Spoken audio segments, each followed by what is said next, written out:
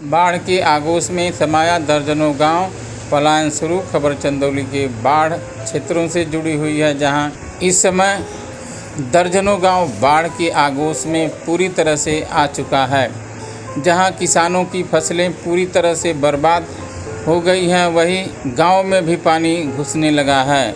इस समस्या को लेकर मुकुंदपुर गांव के लोग, जो चहनिया विकास खंड में आता है, पलायन करना शुरू कर दिए हैं। गांव के लोग मारूपुर स्थित बाबा कीनाराम के रामशाला जमीन में अपना बसेरा बनाना शुरू कर दिए हैं। वहीं चंदौली प्रशासन भी कमर कसना शुरू कर दिया है। मौके पर पहुंचकर बाढ़ पीड़ित के मदद में जुट गया है। क्षेत्र के बाढ़ गंगा में भागीरथी का प्रकोप इस कदर शुरू हो गया कि रामगढ़, हिनौता, नौदर, परसिया गांव के सिवान में पानी पूरी तरह से भर गया है। वहीं नादी गांव की सिवान लबालब होकर के गंगा में तब्दील हो गई है। हसनपुर, तिरगावा, हुसेपुर, शेरसरैया, महुआरी, महुवरिया, विजय का पूरा, चकरा, पूरा गणेश, टांडा कला, सरौली, कांवर, महडौरा, भुपौली, चकिया सहित दर्जनों गांव बाढ़ के पानी से पूरी तरह से घिर गया है। प्रशासन की तरफ से 12 जगहों पर पुलिस चौकियां बना करके पीड़ितों की मदद में प्रशासन जुट गया है।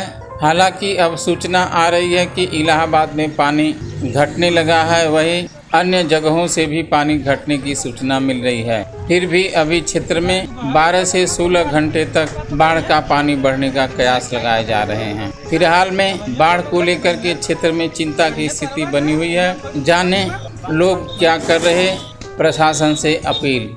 इधर आप देख रहे हैं, ये चहनिया का सेक्टर नंबर 1 होता है। इसके बाद उधर धानापुर ब्लॉक में उधर भी बाढ़ चौकियाँ बनाई गई हैं। यहाँ भी बाढ़ चौकी मारूपुर में है और चकरा भी है, हरदन है, जुड़ा है, सारे गांव ये सब प्रभावित है। नादी है, निदौरा है, सहेपुर है, बुजवा है, मारूपुर है, नदेसर है, मजलेपुर है, सरैया है, बड़गावा है, भुसौला है, महमदपुर है, सरौली है। तो ये सभी गांव बाढ़ से प्रभावित हैं और तत्काल प्रभाव से इनका सर्वे करा करके निश्चित तौर पर अभी राहत के नाम पर यह कह दिया जाता है कि भाई आप तो मुकुंदपुर रकबा मात्र 85 बीघे का है, लेकिन मुकुंदपुर के लोगों की ज़मीनें अन्य मौजे में हैं।